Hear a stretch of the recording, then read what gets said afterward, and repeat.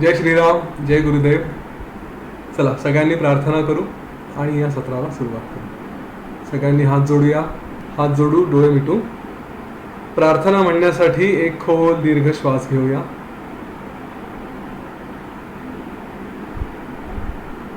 गुरुर्ब्रह्मा गुरुर्विष्णू गुरुर्देवो महेश्वरः गुरु साक्षात् परम ब्रह्म तस्मै श्री गुरवे नमः. तस्मै श्री श्री गुरवे नमः.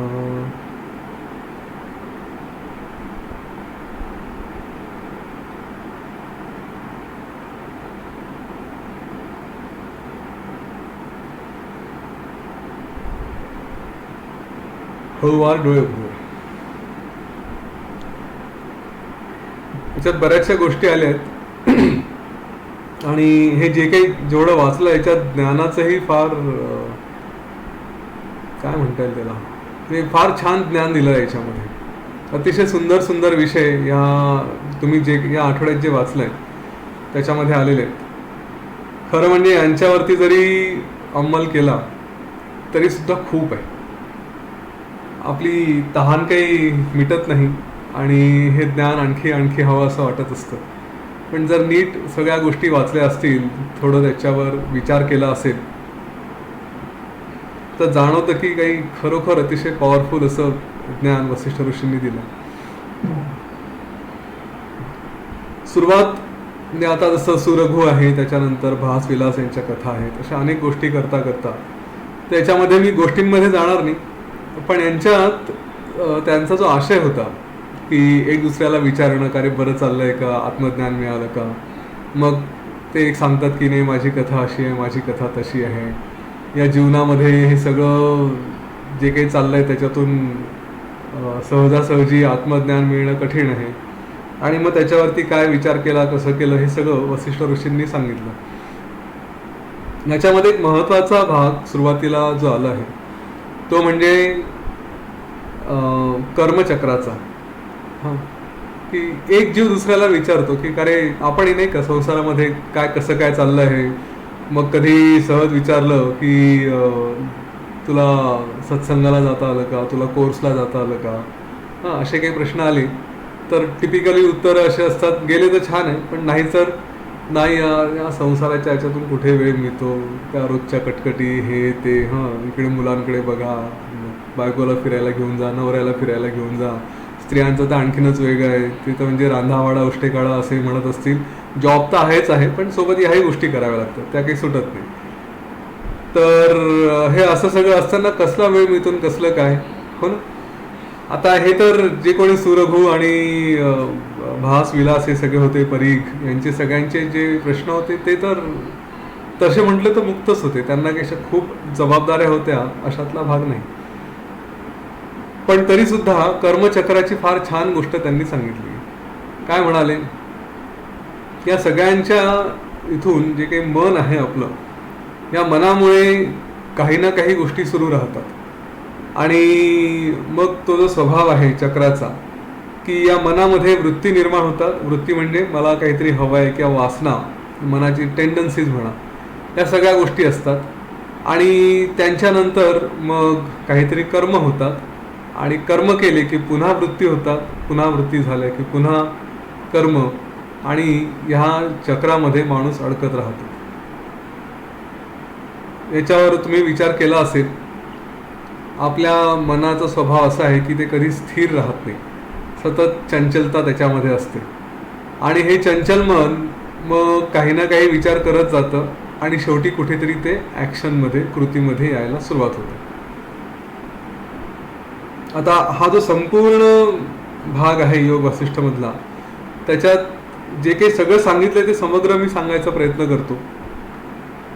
आणि थोडक्यात जर सांगायचं झालं त्या सगळ्या गोष्टी, तर मनावरती होणारे परिणाम, वेगवेगळ्या संस्कारांचे होणारे परिणाम, आणि ह्या परिणामांमधून आपले जे काही टेंडन्सीज, स्वभाव आपले तयार होतात ते, आणि त्यामुळे होणाऱ्या कृती, हा सगळा खेळ याच्याशी संबंधित आहे.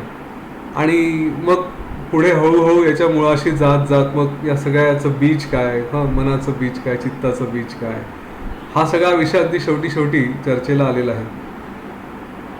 तर साधारण 2 भाग आहेत. एक म्हणजे मला काय हवं आहे हे माहिती पाहिजे, आणि ते जे हवं आहे ते मिळवण्यासाठी प्रयत्न करणं, आणि त्याच्यात येणारे अडथळे काय आहेत ते समजणं आणि ते अडथळे दूर करणं. आता इतके दिवस योग वासिष्ठ वाचतो आहे, तर आपल्या मनात निदान असं इम्प्रेशन असेल की मला मुक्ती हवी आहे. योग वासिष्ठ त्यासाठीच आहे. आणि अजून तसं नसेल तर ठीक आहे, कधी ना कधी होईल. पण एक आपण सुपरफिशियल लेवल म्हणतो, असं वरती वरती जरी सांगायचं झालं की काय योग वासिष्ठ कशाला वाचायचं, म्हणजे मुक्ती हवी. मुक्ती म्हणजे काय माहिती नाही, पण मुक्ती हवी आहे, हां, असं काहीतरी एक आपण बोलतो. आपण खरंच किती मनापासून म्हणतो आहे, किती त्याच्यात गंभीर आहोत, हा भाग पूर्णपणे वेगळा. पण निदान बोलायला तरी म्हणतो की मुक्ती हवी. आता ती मिळवण्यासाठी काय करायचं, मग योग वासिष्ठ वाचायचं. ठीक आहे, ते ग्रंथ, त्यासारखे ग्रंथ वाचायचे, गुरूंनी जे सांगितलं त्यांचं गुरुचरित्र वाचायचं, त्यांचं म्हणणं ऐकायचं. पण याच्यामध्ये येणारे अडथळे हे या संसाराच्या माध्यमातून येतात. आता होतं काय, आपण जे जे काही कर्म करतो, जे जे काही कृत्य करतो, त्या सगळ्यांमध्ये जेव्हा आपण त्याच्यात इन्व्हॉल्व होतो, त्या गोष्टीमध्ये एखादी गोष्ट करतोय, समजा एक स्त्री आहे आणि ती आपल्या मुलांचं करते आहे, किंवा वडील आहे ते आपल्या मुलांचं करतायत, त्याच्यात स्वयंपाक पाणी असेल, अभ्यास घेणं असेल, काही असेल, तर ह्याच्यामध्ये मी करतो आहे. मी म्हणजे कोणाला, शरीराला. ओके, हे शरीर करत आहे आणि त्याच्या बदल्यात मला काहीतरी परिणामांची अपेक्षा आहे. हा सरळ सरळ व्यवहार असतो हा. म्हणजे मुलांचा अभ्यास घेतल्यानंतर त्यांनी मार्क मिळवले तर ठीक, नाही मिळवले तर आईवडिलांना दुःख होतं. बरोबर आहे ना? का? कारण मी मेहनत घेतली होती, माझा मुलगा आहे, असं कसं मिळू शकत नाही. हेच एखाद्या अतिशय गरीब परिस्थितीतला, किंवा जसं आपण आदिवासी भागांमध्ये कार्य करतो, तर तिथल्या मुलांना जर मार्क नाही मिळाले तर आईवडिलांना काही एवढं वाटत नाही. मिळाले तर आनंद, पण नाही मिळाले तर इट्स अ नॉर्म, ठीक आहे, एवढं आहे. तर ही जी आपण अपेक्षा निर्माण केलेली आहे प्रत्येक गोष्टींमध्ये, या अपेक्षासुद्धा आपल्याला कुठेतरी बांधतात. आणि ह्या अपेक्षांमुळे मग, आणि अपेक्षा कशा बांधल्या जातात, कारण याच्या मागे एक एक जर चक्र बघत गेलो, तर मी एखादी अपेक्षा केली आहे तर ती कशामुळे केली, की हे असं व्हायला हवं, ते तसं व्हायला हवं. तर याच्यामध्ये आपण ज्या ज्या वातावरणातून गेलेलो आहोत त्या वातावरणामुळे हे केलं आहे. मी पूर्वीही म्हटलेलं आहे की आपलं मन हे स्वतःचं आपलं मन नसतं. आपल्या मनावर अनेक संस्कार झालेले असतात, आपल्या आईवडिलांचे, आजी आजोबांचे, शाळेतले, मित्रांचे, अशा अनेक संस्कारातून हे मन घडलेलं असतं, आणि त्याप्रमाणे हे मन तशा अपेक्षा करतं. टी व्ही आजकाल आहे, व्हॉट्सॲप आहे, फेसबुक आहे, ह्याच्यामधूनही अनेक संस्कार आपल्या मनाने कळत नकळत घेतलेले असतात, आणि ते संस्कार मग आपल्याला सांगतात की एखादी गोष्ट अशी अशी व्हायला हवी. आणि मग ती नाही झाली तर काय होतं, किंवा झाली तर काय होतं, झाली तर त्याची आणखी आस लागते, त्याच्यामध्ये आणखी आणखी हवं असं वाटतं, आणि नाही झालं तर नाराजी होते. म्हणजे ह्या सगळ्या प्रकारात काय होतं, कुठेतरी आपल्या मनातून आपण काहीतरी टेंडन्सी निर्माण केल्या, आणि त्याप्रमाणे आपण काहीतरी कृती करायचा प्रयत्न केला.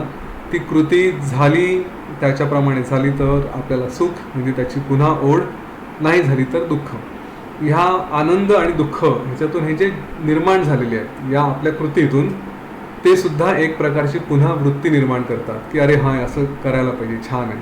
आणि नाही झालं तर मग स्वभावातले दोष निर्माण होतात, कुठे राग येतो, कुठे चिडचिड होते, किंवा आणखी काही गोष्टी होत असतील. आणि हे प्रकार पुन्हा त्या आपल्या मनावरती नवीन प्रकारचे दोष निर्माण करायला लागतात, आणि त्याच्यामधून आपले कर्म होतात. मग आता काय होतं, कर्म म्हणजे काय, की आपण जी ॲक्शन करतो तेवढं फक्त कर्म नाही, त्या कर्मांसोबत वासना असणं. एखादी कृती अधिक वासना म्हणजे ते खरं कर्म, नाहीतर ती कृती नाहीच.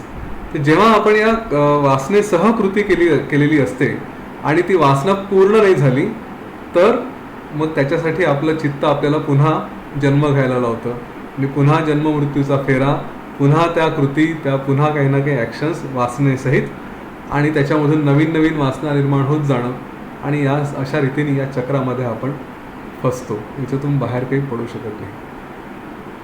तर हे त्या भासविलासच्या कथेमध्ये सगळं कर्मचक्राचं त्यांनी महत्त्व सांगितलं आहे. मग आता हे चक्र तोडायचं कसं, आणि जसं मी म्हटलं की मुक्ती पाहिजे म्हणून तुम्ही अभ्यास करताय, पण मग हे चक्रही तोडणं आवश्यक आहे, कारण इकडे अभ्यास करू पण तिकडे बांधले जातो आहे, तर मग कसं सुटायचं? तर ह्याच्या मुळाशी ज्या आशा असतात, ज्या वासना असतात, त्या वासना तोडता आल्या पाहिजे. या चक्रांचं मूळ काय आहे? तर ते आहे आपल्या आशा. आणि ह्या आशा कुठल्या असतात? मग आशांचं स्वरूप काय आहे? तर आपल्या आशा म्हणजे कशा? आपलं परिवार आहे, आपला समाज आहे, आपण जे काही कर्म करतो, मी हे करेल, मी ते करेल, या आपण स्वतः काहीतरी एक परिभाषा केलेली आहे आपल्या स्वतःच्या जीवनाबद्दल. तर ह्या सगळ्या वेगवेगळ्या आशांचं जे रूप आहे ते सगळं संपूर्णपणे मुळापासून नष्ट करणं. आणि त्यांना नष्ट कसं करायचं ह्या आशांना? तर मला असं वाटतं, मी योग वसिष्ठच्या सुरुवातीला सांगितलं होतं, याच्यात अध्यात्माच्या मार्गामध्ये अनेक उपाय दिलेले आहेत. म्हणजे पुस्तकं वाचा, वारंवार संस्कार करा, सगळं हे सगळं झालं आहे सांगून आपलं. पण एक कॉमन सेन्स असतो. आणि कॉमन सेन्स काय आहे? थोड्या जगाकडे बघा. म्हणून मी म्हणत असतो की जरा 4 लोकांशी बोला. आपल्या कोर्सेससाठी पण सेवा करायला सांगतो ना, त्याच्यामध्ये 4 लोकांशी बोला असं मी आवर्जून सांगितलेलं असतं. कोणी ना कोणी कुठेही सहज ओपन अप होतं आणि सांगतं. तो थोडी सेवा केली, घराच्या बाहेर पडले, जग बघितलं, हॉस्पिटल असेल, मेंटल हॉस्पिटल असेल, कोणाची गरिबी असेल, दारिद्र्य असेल, शाळा असेल, जे काय असेल, तर हे बघून हा प्रश्न येत नाही का की या जीवनामध्ये खरंच काही अर्थ नाही आहे? वैराग्य येण्यासाठी आपल्याच जीवनात काही प्रॉब्लेम झाले पाहिजे याची गरज आहे का? इतरांच्या जीवनात झालेले आहेत ना. आपण काय म्हणजे मी तर कोणाचं नाव उदाहरणही देऊ शकत नाही, कारण आपण काय श्रीराम आहोत की आपण श्रीकृष्ण असे म्हणता येत नाही, कारण यांच्या जीवनामध्ये संकट आलेले आहेत. कोणाचं उदाहरण देणार? मला या पृथ्वीवरती जन्म घेतलेला एक तरी व्यक्ती दाखवा की ज्यांना डोक्याला कटकटी नाही आहे. मग आपण कुठल्या आशेवरती राहतो की आपल्या जीवनात काही होणार नाही पण बाकीच्यांच्या जीवनात होईल? आणि जर हे माहिती आहे सगळ्यांच्या जीवनात अशा गोष्टी होणार आहेत, तर मग या बंधनात अडकायचं कशाला? ही आशा की हे असं होईल, ते तसं होईल. परिवारामध्ये आशा असते की माझ्या मुलांनी माझ्या जवळ राहावं, किंवा त्यांनी परदेशी गेला तरी मग तिकडून येताना गिफ्ट्स आणाव्या, किंवा मला परदेशी बोलवावं, किंवा जे काही असेल, बायकोनी माझ्यासाठी रोज गरम चहा केलाच पाहिजे, जे काही आपल्या वेगवेगळ्या अपेक्षा असतील. हे डोक्यात प्रकाश पडत नाही का अजून लोकांच्या? मला आश्चर्य या गोष्टीचं वाटतं की अरे या सगळ्या जगाचं स्वरूप असं आहे. आणि का मग फसावं? वैराग्य का येऊ नये? बाकी सगळे कारणं बाजूला जाऊ दे. एक लॉजिकल माइंडसुद्धा असा विचार करू शकतं. त्यांनी सांगावं की अरे वैराग्य येणं आवश्यक आहे इथे, आता आणखी कशाला धावत सुटायचं? हे जर कळलं तर मग या आपोआप आशा वगैरे सगळ्या सुटतील. युजली या सगळ्यांच्या मागे कुठेतरी देहबंधन असं म्हटलेलं आहे. या शरीरालाच मी समजणं आणि त्याच्यामुळे दुःख आणि ही शरीर भावना सोडणं म्हणजे मोक्ष, असं योग वासिष्ठमध्ये म्हटलं आहे. शरीर आहे म्हणजे मी म्हणजे शरीर, ही जी भावना आहे ना, ही नुसतं एका वाक्यात नाही. या शरीराला बघितलं आणि मी एवढं याचं स्वरूप नाही आहे. याच्यात थोडं पलीकडे आणखी बघा की ह्या शरीरापासून येणाऱ्या ज्या गोष्टी आहेत त्या सगळ्या म्हणजे मी आणि माझं.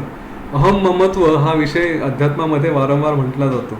तर अहम ममत्व म्हणजे काय? मी आणि माझं जे काही आहे त्याच्याशी असलेले संबंध.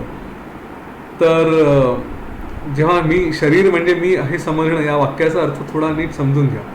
शरीर म्हणजे मी याचा अर्थ फक्त शरीर नाही आहे, या शरीराशी संबंधित सगळ्या गोष्टी. शरीराशी संबंधित काय गोष्टी आहेत? शरीराशी संबंधित आपले आईवडील आहेत, जन्मदाते आहेत, आपला जोडीदार आहे, कारण हे जोडीदार येण्याच्या अगोदरही मी होतो, जन्माच्या अगोदरही मी होतो, नंतर आपले मुलांचा जन्म होण्याच्या अगोदरही मी होतो, बरोबर आहे. ह्या ज्या सगळ्या गोष्टी आहेत, नंतर आपण जमा केलेली संपत्ती असेल, प्रॉपर्टी म्हणा, पैसे म्हणा, जे काही असतील, आपले रिलेशन्स, नाते, ह्या सगळ्या ज्या गोष्टी असतात ह्याच्यामध्ये सगळीकडे हा जो मीपणा असतो तर ते या शरीरामुळे आलेला आहे. जर ह्या जेवढ्या आपले बंधन आहेत ना, त्या सगळ्या बंधनांमधून आपल्या शरीराला काढून टाका बरं, मग बघा की काय राहतं. कारण मग लक्षात येईल की अरे माझ्याशिवाय सुद्धा हे होते आणि यांच्याशिवाय सुद्धा मी आहे. हे जे काही सगळे जीव दिसत आहेत हे आपले आपले अस्तित्व होतं त्यांचं आणि माझे अस्तित्व वेगळं आहे. हे केवळ जसं तो एक श्लोक आहे मागे मी म्हटलं होतं, यथा काष्ठमच्या काष्ठमच्या समे आता महोदधू. जसे ते दोन मोठे मोठे ओंडके त्या समुद्रामध्ये येऊन एकत्र येतात आणि सम्यत्यच्च व्यपेयाताम, एकत्र येतात आणि दूर चालले जातात. तद्वत भूत समागमा, त्याप्रमाणेच आपण सगळे प्राणीमात्रांचा एक दुसऱ्याशी असलेला सहवास आहे. तर असंच कोणीतरी आई वडील, कोणीतरी मुलगा, कोणीतरी बायको, कोणीतरी मित्र मैत्रीण, हे सगळे एकत्र आले इथे आणि गेले, फिनिश. पण आपण आहोत ते आहोत. ही जर भावना असेल तर या शरीरावरची ही भावना सोडली म्हणजे मग कुठलाही त्रास होत नाही, कुठलंही दुःख होत नाही. तर शरीराची भावना सोडणं आहे कठीण, पण अशक्य नाही, समजून घ्या. म्हणून हे वारंवार संस्कार करायचे आणि या भावनेपासून दूर राहायचं. आता ह्याच्याशी संबंधित मग चला, ही भावना सोडता नाही आली, विषयांवरची भावना सोडा. विषयांमध्ये आसक्त होणं हे आपलं मन तसंच आहे, त्याच्याबद्दलही यांनी इथे फार छान सांगितलं आहे. आणि कर्तृत्व करा किंवा करू नका असा विषय नाही. आपण जे काही कार्य करतो आहे त्या कर्तृत्वामध्ये वासना नसणं. मगाशी मी जसं म्हटलं, कर्म म्हणजे कर्तृत्व अधिक वासना, आणि कर्म करतो आहे पण त्याच्या किंवा कर्तृत्व करतोय पण वासना नाही आहे, म्हणजे मग आपलं प्युअर कर्तृत्व. मग काही नाही, शरीर आहे आणि करतोय. तर तो जो भाग आहे की नुसतं कर्तृत्व करत राहणं, कारण जीवन मुक्त आहे, ते काही ना काही कार्य करतायत. अनेक संत आहेत, त्यांनी कार्य केलेले आहेत अनादी काळापासून. इवन वसिष्ठ ऋषीसुद्धा श्रीरामांना उपदेश करतायत, तर ते फक्त कार्य करतायत.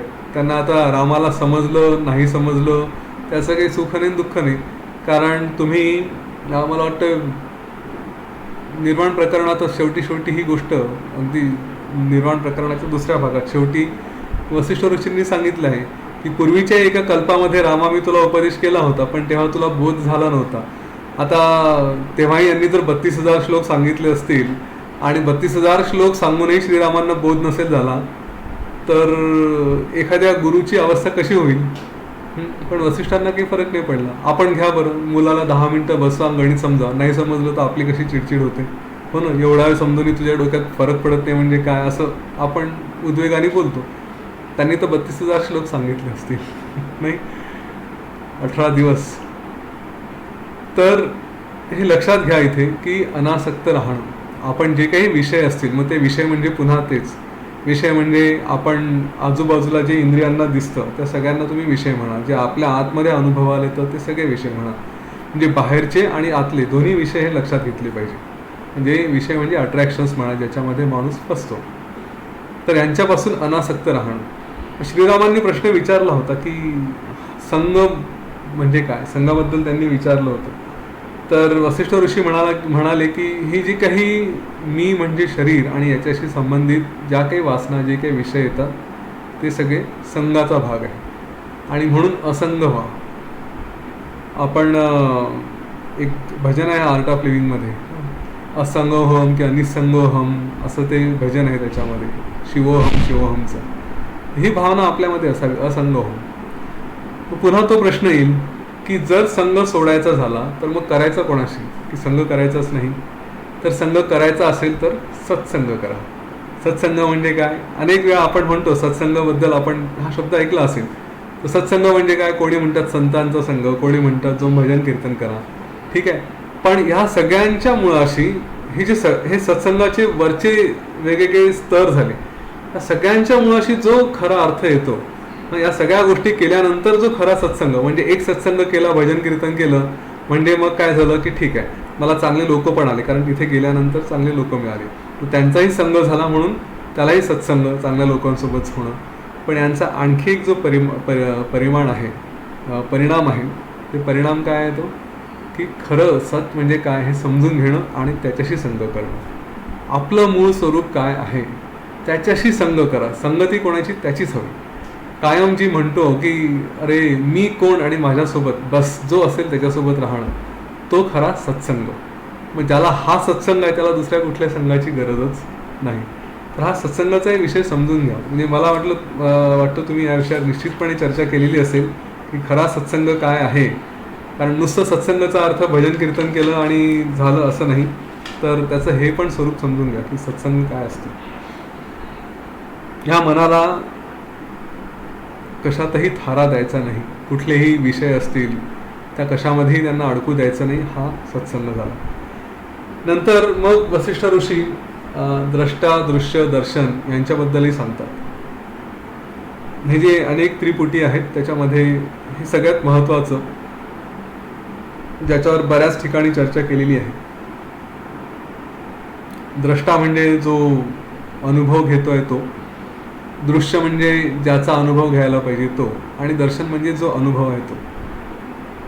त्याच्या शेवटी असं म्हटलेलं आहे या विषयाच्या की या तिघांचे, याला त्रिपुटी म्हटलंय, 3 भाग, त्या तिघांचे लय झाला, हे तिघही जण संपले म्हणजे मग तो त्याला असं म्हणतात की मग ती मोक्षाची अवस्था. आणि याचं सगळं वर्णन योग वासिष्ठमध्ये इकडे केलंय. काय वर्णन आहे याचं? की जो बघणारा आहे तो तरी कुठे सत्य आहे, कारण ते शरीर आहे. बरं, त्याचा जो अनुभव आहे दृश्य, त्या दृश्याचा अनुभव आहे तो तरी कुठे खरा आहे, कारण दृश्य तरी कुठे खरं आहे. म्हणजे एखाद्याला एक वस्तू एक दिसते, दुसऱ्याला दुसरी दिसते असं होऊ शकतं. त्यांचा अनुभव हा तर डेफिनेटली वेगळा असू शकतो. कारण साप दिसल्यानंतर एखाद्याला त्याच्याबद्दल भीती वाटेल, आणि तेच एखादा पूर्वांचलमधला किंवा नॉर्थ ईस्टमधला असेल की जे त्यांना कुठलीही हलणारी वस्तू दिसली की ते खायला बघतात, म्हणजे पक्षी असू द्या काही असू द्या. ते चायनीज असेल तर त्याला साप दिसल्याबरोबर अरे वा चला फूड मिळालं, अशी भावना असू शकते, हो ना. तर हे जे अनुभव असतात हे सुद्धा वेगळे असतात. मग अनुभव म्हटल्यानंतर एखाद्याने म्हटलं की अरे साप खूप भयावह आहे, दुसरा म्हणतो नाही खूप इंटरेस्टिंग आहे. आपले आपले अनुभव असतात. तर दृश्याची सुद्धा गॅरंटी दिलेली नाही. तर ह्यामध्ये हे जे तिन्ही आहेत की बघणारा कोण आहे, दृश्य जे दिसत आहे ते काय आहे, आणि जो अनुभव काय आहे, त्या तिन्ही गोष्टी जेव्हा नाश होतात किंवा तिन्ही गोष्टी एकात एक मिसळून जातात, म्हणजे काय होतं की जो अनुभव घेणार आहे तोच दृश्यही आहे आणि तोच अनुभव स्वतः आहे. तर त्याला, कारण याचं वेगळ्या शब्दात सांगायचं झालं तर जे मूळ स्वरूप आहे त्याला ना अनुभव आहे, ना त्याला दृष्टी आहे, ना त्याला दृश्य आहे. ते आहे, फक्त आहे. आपण आता मागे एक जे उद्दालक मुनींचं ध्यान केलं होतं त्याच्यामध्ये हा अनुभव आपण एक थोडासा घ्यायचा प्रयत्न केला की बस फक्त असणं, मग त्याला दृश्य नाही आहे, दर्शन नाही, काहीच नाही. तर हे जर जाणवलं, या तिन्ही गोष्टी नष्ट झाल्या, तर मग ती जी मोक्षाची अवस्था आहे ती आहे. तर ही अवस्था ठेवा असं म्हटलंय. आतापर्यंत आजही आपण जी चर्चा केली त्याच्यामध्ये मनाचा नाश करा, त्याच्यामध्ये सत्संग करा, म्हणजे फक्त मी माझ्यासोबत आहे एवढीच एक भावना ठेवणं, हो ना. हे सगळे अनुभव आपण ह्या सगळ्या विषयांवरती आपण चर्चा केली. तसंच ह्या तिन्ही दृश्यांचं, तिन्ही या त्रिपुटींचं नाश करणं, त्यांचा लय करणं म्हणजे एकात राहणं. ह्या दृश्यामागे धावणं जे दिसतंय, आता दृश्यामागे म्हणजे फक्त डोळ्यांना दिसणारी गोष्ट म्हणजे दृश्य असं नाही बरं का. दृश्य म्हणजे काय आहे की जे बाहेर आहे ते, जे आत आहे ते, जे अनुभवाला येतं ते सगळं दृश्य. म्हणजे मी नुसता बसलो आहे पण माझ्याबद्दल कोणी काहीतरी बोलत आहे, ऐकू येत आहे, हां, तर त्याचं एक चित्र मनातल्या मनात तयार होतं, हे दृश्यच झालं. मला बाहेर काहीच ऐकू येत नाही पण नुसता शांत बसलो आणि आतमध्ये मी वेगवेगळे दृश्य इमॅजिन करतो आहे, तेही दृश्य झालं. तर या सगळ्यांच्या मागे धावणं, त्यांच्यातल्या कशाच्याही मागे धावणं, हे झालं बंधन. आणि या दृश्याच्या प्रभावापासून दूर राहणं म्हणजे मोक्ष.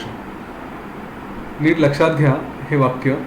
दृश्यापासून दूर राहणं म्हणजे मोक्ष नाही म्हटलंय, दृश्याच्या प्रभावापासून दूर राहणं. ठीक आहे. म्हणजे कसं की आपण गुलाबजाम, पुन्हा बऱ्याच दिवसात गुलाबजामबद्दल बोललो नाही. पार्टीला गेलो आहे, गुलाबजाम दिसला आणि आता झालंय, पोट भरलेलं आहे, तर गुलाबजामपासून मी दूर नाही राहू शकत, कारण गुलाबजामचं दृश्य तर दिसतंय. पण खायचा की नाही हा जो त्या गुलाबजामचा प्रभाव असतो त्यापासून मी स्वतःला दूर ठेवू शकतो. हां, नाहीतर अरे तिकडे कोणीतरी गुलाबजाम आहे असं म्हटलं तर त्या भागाकडे पाठ करून उभं राहायचं आणि आता गुलाबजाम बघायलाच नको असं नाही, कारण तुम्ही किती दृश्य टाळणार तसे. तर दृश्यांच्या प्रभावापासून आपल्याला दूर राहता येणं, हे म्हणजे याला म्हणतात खरा मोक्ष. आणि मग पुढे योग वासिष्ठमध्ये जीवनमुक्तांची लक्षणं पण सांगितलेली आहे, त्यांचे जे काही अनुभव आहेत ते, आणि खूप छान सांगितले. पण मुळात जर तुम्ही गुरुदेवांना बघितलं असेल की जे त्यांचं जीवन म्हणजे त्यांचं डेफिनेशन काय, जीवन एक उत्सव असं ते म्हणतात. तर कायम उत्सवाच्या मूडमध्ये असणार. ते लहान मुलांमध्ये लहान मुलांसारखे होऊन वागतील, त्यांच्याशी असे डोळे मोठे वगैरे करून विचकवून त्यांच्याशी वागतील, बोलतील. आणि जेव्हा आजूबाजूला जो बायडेनसारखे लोक असतील किंवा आणखी कुठे मोठे मोठे व्यावसायिक असतील तर त्यांच्यामध्ये त्यांच्यासारखं बनून राहणं. हा जो प्रकार आहे की सहज नैसर्गिक राहणं, नॅचरल, ज्याला आपण नॅचरलनेस म्हणतो, जिथे मी हा भावच नाही उरत, अशा अवस्थेत राहणं म्हणजे मग ते त्या जीवनमुक्तांचं हे खरे लक्षण आहे. ते ज्यांच्यामध्ये जसे राहतील, त्यांच्या जसं राहायला हवं तसे ते तिथे बनून राहतील. त्यांच्या कुठल्याही कृतीमध्ये कुठल्याही प्रकारचा कर्तृत्व भाव नसतो. कर्तृत्व भाव म्हणजे काय की मी हे करतो आहे किंवा मी करतोय हा प्रकारच नाही तिथे. फक्त ओके, हे घडतंय, हे शरीर आहे, या शरीराच्या माध्यमातून काहीतरी व्हायला हवं म्हणून ते तेवढं करत राहतात. बाकी त्यांना कुठल्याही प्रकारचं कर्मबंधन किंवा काही करायचं आहे किंवा करायचं नाही असं काही नसतं. जे होत आहे ते केवळ होऊ द्यावं अशा दृष्टीने ते राहतात. आणि इथे वसिष्ठ ऋषींनी एक फार छान विषय सांगितला आहे. जसं मी मघाशी तो कॉमन सेन्सचा विषय सांगितला ना, थोडंसं त्याचं एक्सटेन्शन इथे पुन्हा आहे. वसिष्ठ ऋषी म्हणतात श्रीरामांना की श्रीरामा, ही नियती जर बघितली, त्या नियतीचं स्वरूप फार विचित्र आहे. मला सांगा, या जगामध्ये कुठल्या गोष्टी पॉसिबल नाही आहेत. सगळ्या गोष्टी होऊ शकतात, हो ना. सगळ्या प्रकारच्या घटना घडू शकतात, सगळ्या प्रकारच्या गोष्टी शक्य आहे. रावाचा रंक होऊ शकतो, रंकाचा राव होऊ शकतो, सगळं शक्य. मग असं जर असेल तर हा विचित्रपणा जर माहिती असेल तर मग आनंदी होण्याला किंवा दुःखी होण्याला कुठलं कारण असू शकेल का? किंवा काय गोष्टींचं कारणच काय? म्हणजे काहीही शक्य आहे आणि ते सगळं शक्य आहे. आपण जेव्हा आर्ट ऑफ लिव्हिंगचा कोर्स करतो त्याच्यामध्ये एक याच्याशी संबंधित मुद्दा आहे. काय आहे की व्यक्ती आणि परिस्थितीचा स्वीकार करा. का स्वीकार करा? कारण हे शक्य आहे. आपण काय करतो, असं कसं होऊ शकतं, असं का वागतात लोकांबद्दल, लोकांच्या वागण्याबद्दल आपण म्हणत नाही का, हा असा का वागतो, तो तसा का वागतो, अरे हा असाच वागणार आहे. म्हणजे एखादा जर वेडा असेल आणि तुम्ही त्याच्या बाजूने गेले तर तो तुम्हाला दगड फेकून मारणार आहे. आता ही जर गोष्ट डिफाईन्ड असेल तर तुम्ही गेल्यावर त्यांनी दगड मारला तुम्हाला, तर तुम्ही असं म्हणाल का की हा असा कसा दगड मारू शकतो? आता त्यांनी तेच करणं अपेक्षित आहे. म्हणजे हे इतकं स्वच्छ आहे की सूर्य पूर्वेकडूनच का उगवतो हा प्रश्न विचारणं जेवढं मूर्खपणाचं आहे, तेवढंच मूर्खपणाचं जगातल्या घडणाऱ्या कुठल्याही गोष्टीला चॅलेंज करणं आहे. की एखाद्याने असं वागला, तसा वागला, तर हा असा कसा वागू शकतो? आता त्यांनी तसंच वागणं अपेक्षित आहे. म्हणून नियतीच्या बाबतीत जर म्हटलं, मी फक्त वागण्याबद्दल नाही म्हणत आहे, जगात घडणाऱ्या सगळ्या घटनांबद्दल. ह्या नियतीच्या शक्तीमध्ये सगळ्या गोष्टी शक्य आहेत. त्यामुळे आपण जर व्यक्ती आणि वस्तुस्थिती आहे तशी स्वीकार केली की हा हे असं सगळं शक्य आहे, तर मग कुठल्या गोष्टीला आनंदी होणं किंवा दुःखी होणं हे नाहीच.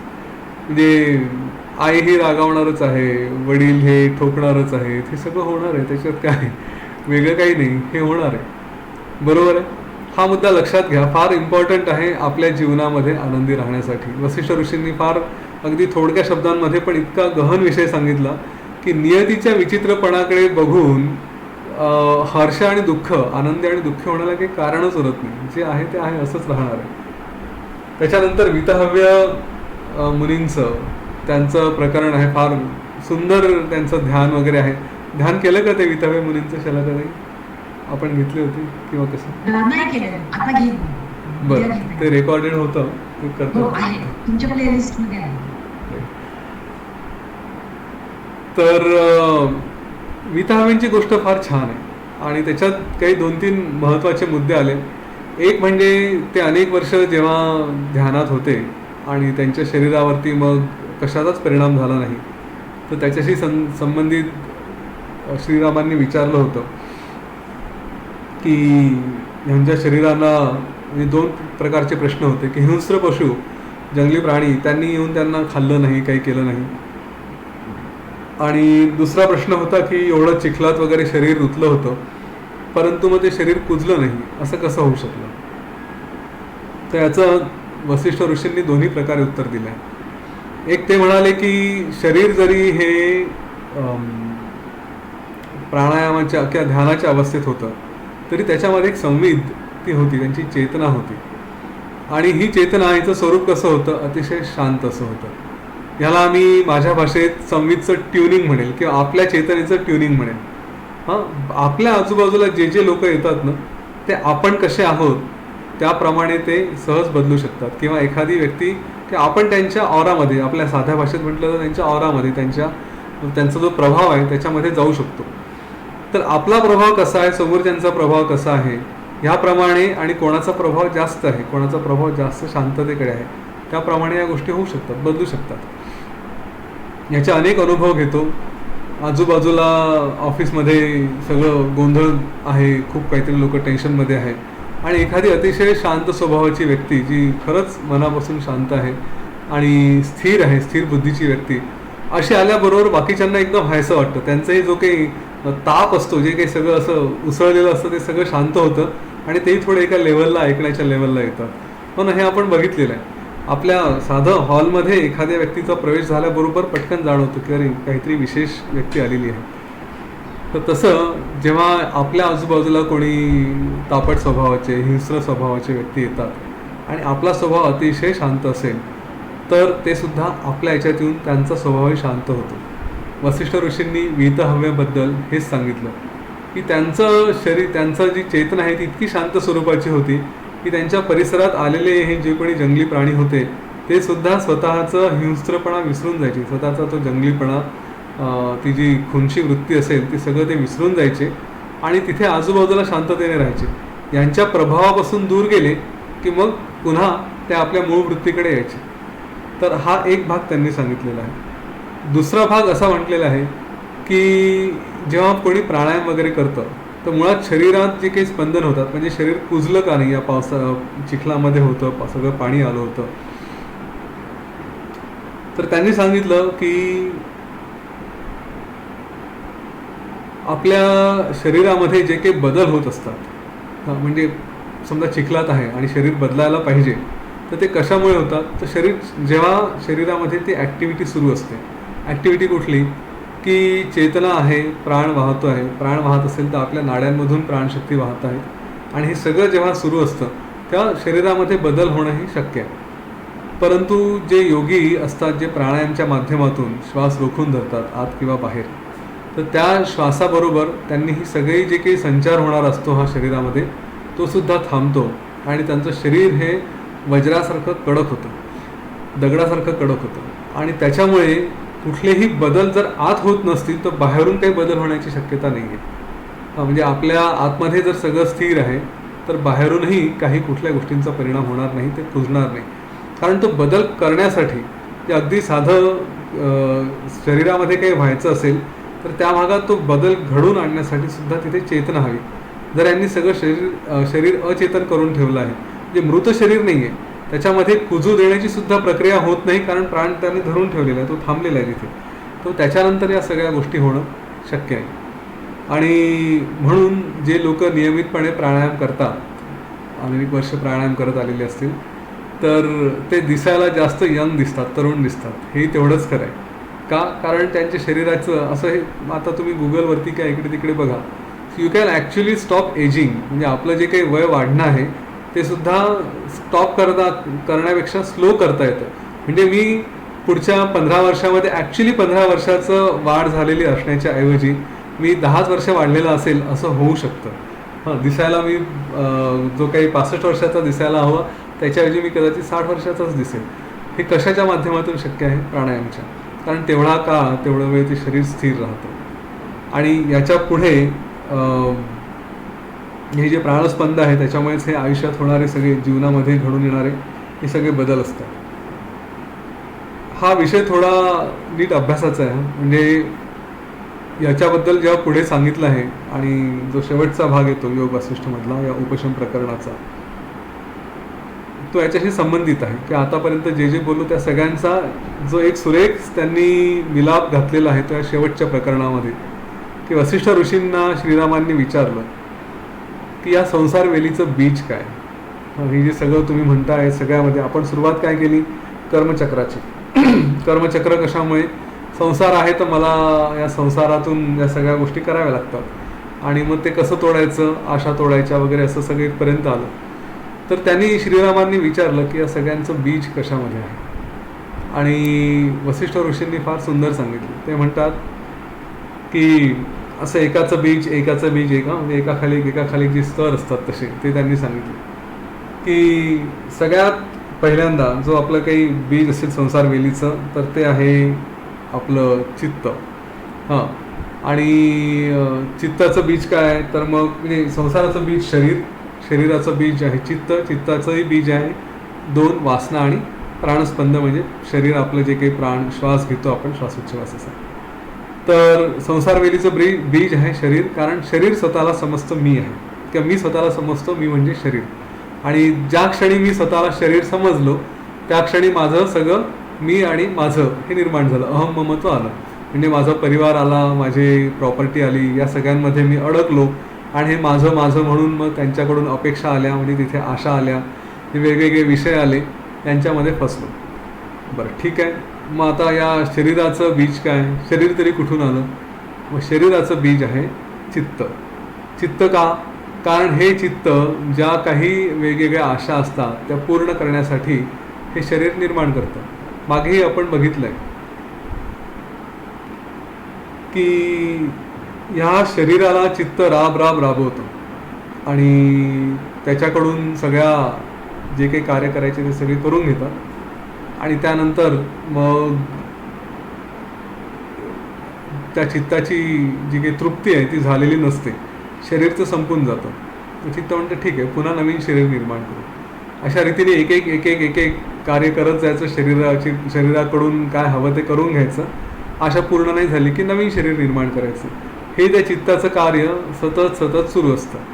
बरं, जर थोडंसं योग वासिष्ठच्या भाषेप्रमाणे गेलो आणि क्वांटम मेकॅनिक्समध्येही काही असं म्हटलेलं आहे, तर हे चित्त काही एकाच वेळेस एकच शरीर निर्माण करतं असंही नाही, अनेक शरीरं निर्माण करतात. प्रत्येक शरीराकडून त्याला काही ना काही हवं असतं. ह्या अशाही गोष्टी होत असतात. आपण बघितलं आहे शुक्राच्या गोष्टीमध्ये, हो ना, एकाच वेळेस त्यांनी जसं एकानंतर एक शरीर निर्माण करत गेला. शतरुद्रांची कथा येईल त्याच्यामध्ये आपण बघितलं की एकाच वेळेस अनेक शरीरं वेगवेगळ्या ब्रह्मांडांमध्ये निर्माण केलेली आहेत. तर हे जे काही सगळे प्रकार असतात याच्यामध्ये ह्या चित्ताला कुठेतरी थांबवता आलं पाहिजे. मग चित्ताचं बीज काय, चित्त काय एवढं निर्माण करतं, चित्ताला कसं थांबवता येईल? मग त्याचं बीज आहे चित्ताचं, ते म्हणजे आपला श्वास आणि दुसरं वासना. तर प्राणस्पंद आणि वासना. प्राणस्पंद म्हणजे आपल्या शरीरामध्ये जो काही श्वासोच्छवास सुरू आहे. असं म्हटलंय, आपण स्वतः अनेकदा अनुभव घेतो की आपलं जर प्राणायाम सुरू असेल आणि व्यवस्थित प्राणायामामध्ये आपण असू, श्वासावरती लक्ष ठेवलं असेल, तर आपलं मन शून्य होतं.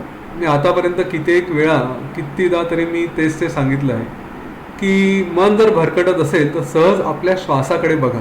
ते श्वासावरती नियंत्रण करा असंही नाही, नुसतं श्वासाकडे बघत राहा, आपोआप मन स्थिर होतं. मन स्थिर होतं म्हणजे काय, तर ते मन नावाची काही गोष्ट, काही ॲक्टिव्हिटी राहतच नाही ना. आपलं ती मनाची ती अवस्था अशी असते की अरे कुठला विचारच नाही आहे, हां, कुठल्या भावना नाही, काहीच नाही, नुसतं आहे अशी जी भावना त्यावेळेस येते. म्हणजे मनाचं अस्तित्व उरत नाही. कारण एखाद्या गोष्टीचं अस्तित्व असेल तर त्याचा जो स्वभाव आहे तो दिसला पाहिजे. म्हणजे फुलझाड म्हटलं तर त्याचे फुलं दिसले पाहिजे झाडाला, नाही तर नुसतं झाड आहे. तसं या मनाचं सुद्धा आहे की मनाने आपलं अस्तित्व दाखवावं. मनाचं अस्तित्व म्हणजे काय, विचार करणं, भावना असणं, हे त्याचं अस्तित्व.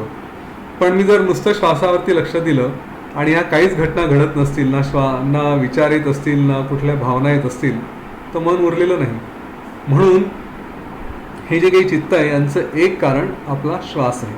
श्वासाला जर आपण नियंत्रित केलं, श्वासावरती लक्ष दिलं, म्हणजे प्राणायाम केला थोडक्यामध्ये, तर त्या माध्यमातून आपण या चित्ताला नाश करू शकतो.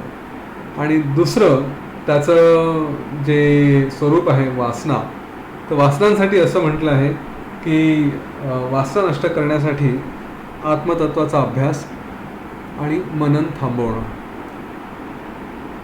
या वासना का येतात, वेगवेगळ्या विषयांप्रती आकर्षण का होतं, कारण कुठे ना कुठे सतत मनन सुरू असतं. हे असं असायला हवं, ते तसं असायला हवं, हे व्हायला हवं, ते व्हायला हवं.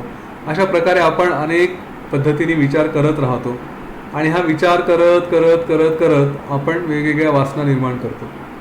आता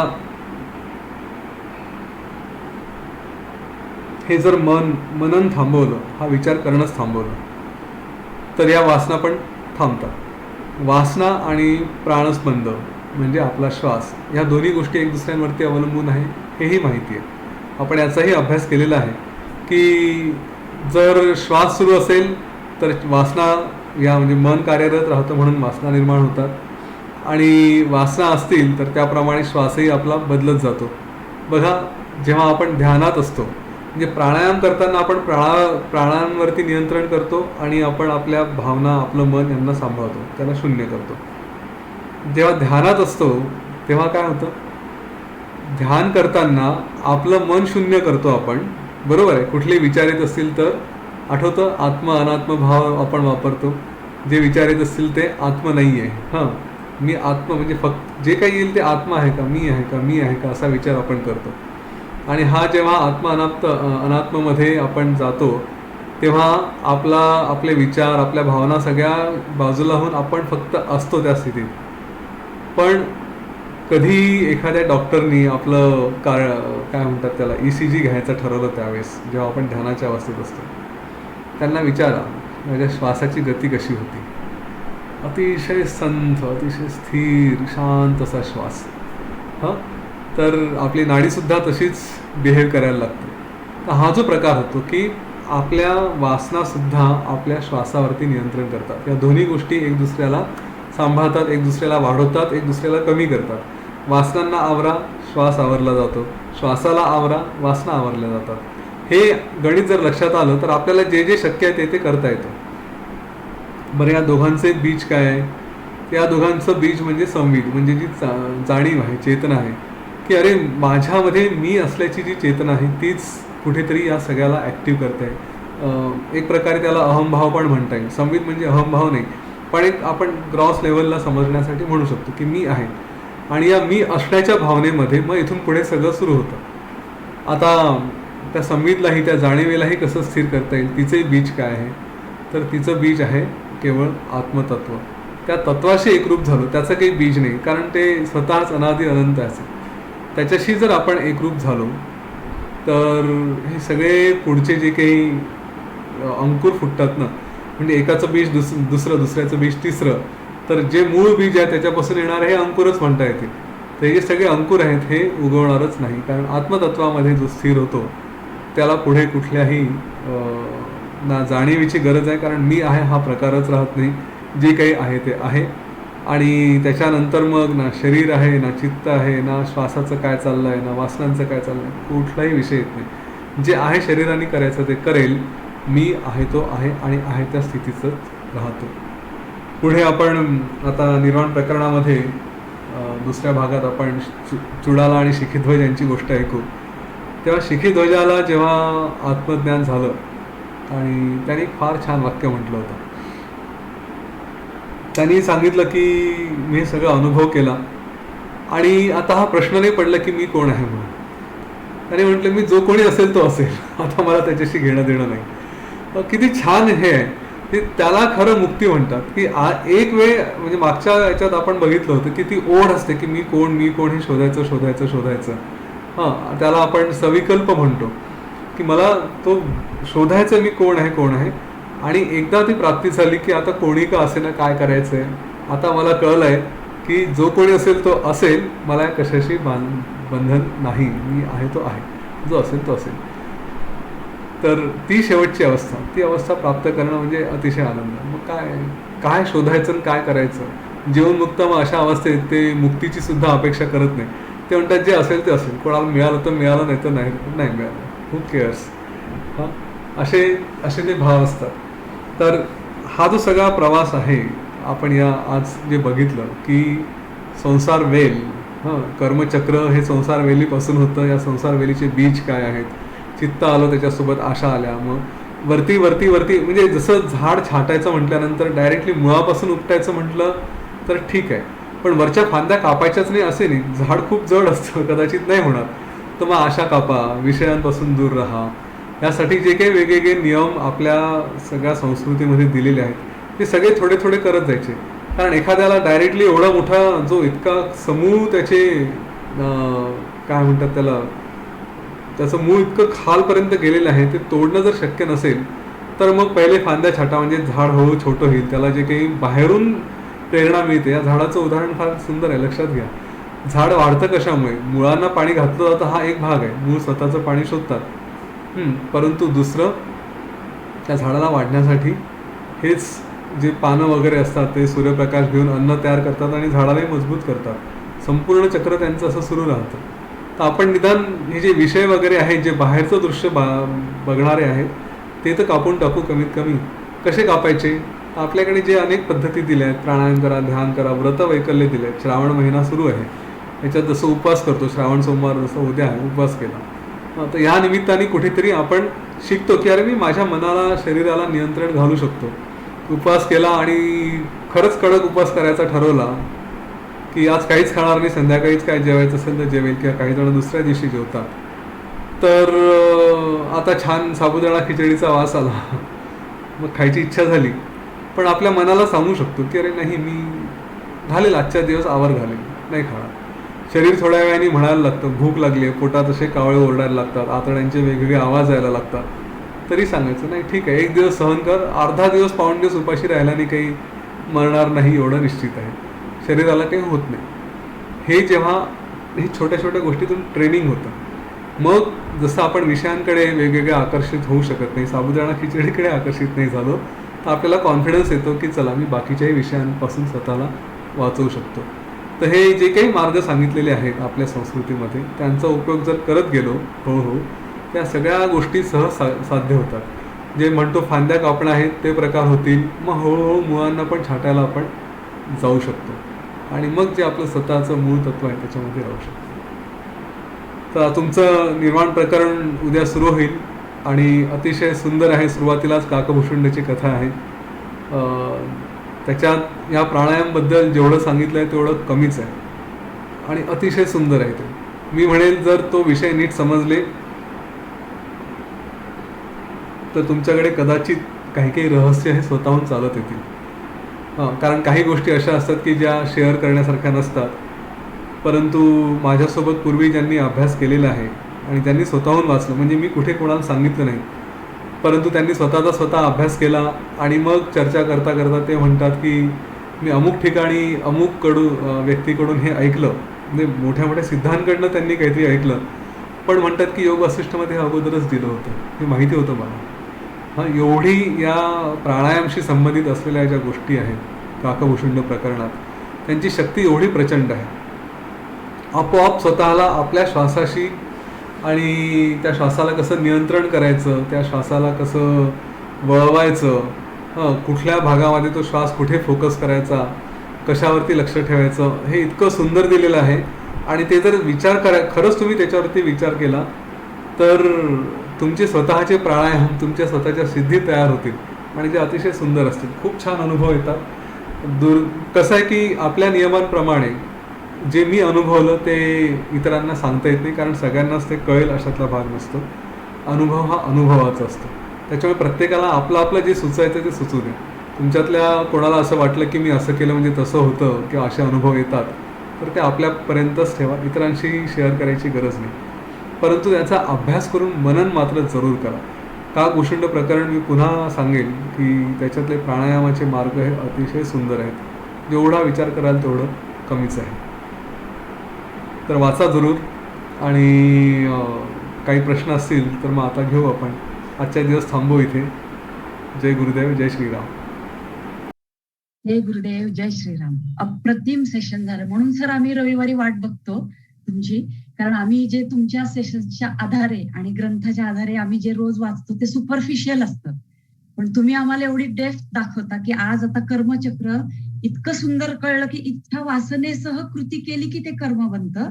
आणि देहाभिमान नुसता आम्ही देहासक्ती ठेवू नका, देह म्हणजे मी नाही, एवढं सुपरफिशियल बोलतो रोज आरडून ओरडून, पण शरीराशी संबंधित गोष्टी हे किती सुंदर आणि किती सहज सांगितलं तुम्ही की आई वडील, पती पत्नी, मुलं, संपत्ती यांचा मीपणा हे बंधन, हे खूप सुंदर सांगितलं. आणि विषय म्हणजे काय, अट्रॅक्शन, इतकं सहज सांगितलं. आणि सत्संग याचा अर्थ खूप सुंदर कळला की आपलं खरं रूप समजून घेणं. भजन गाणी वगैरे तर आहेच आहेत, पण ह्याचाही अर्थ खूप छान कळला. खूप खूप आभारी आहे. सर्वांच्या वतीने मी तुमचे आभार मानते. धन्यवाद. आणि पुढच्या रविवारची वाट बघतो आम्ही. आणि अनुभव काय आहे हे पण कळलं की द्रष्टा, दृश्य, दर्शन हे वाचायला अवघड वाटतात शब्द सगळे, आणि समजून सांगणं त्याहूनही कठीण आणि माझ्यासारखीला की जिला काहीच माहिती नाहीये हे सगळं. वाचन हाच आमचा रोजचा चाललेला असतो, पण दृश्याच्या प्रभावापासून दूर राहायचं हा मोक्ष. खूप छान. आज सगळेच पॉइंट्स खूप सुंदर होते. धन्यवाद. जय श्रीराम.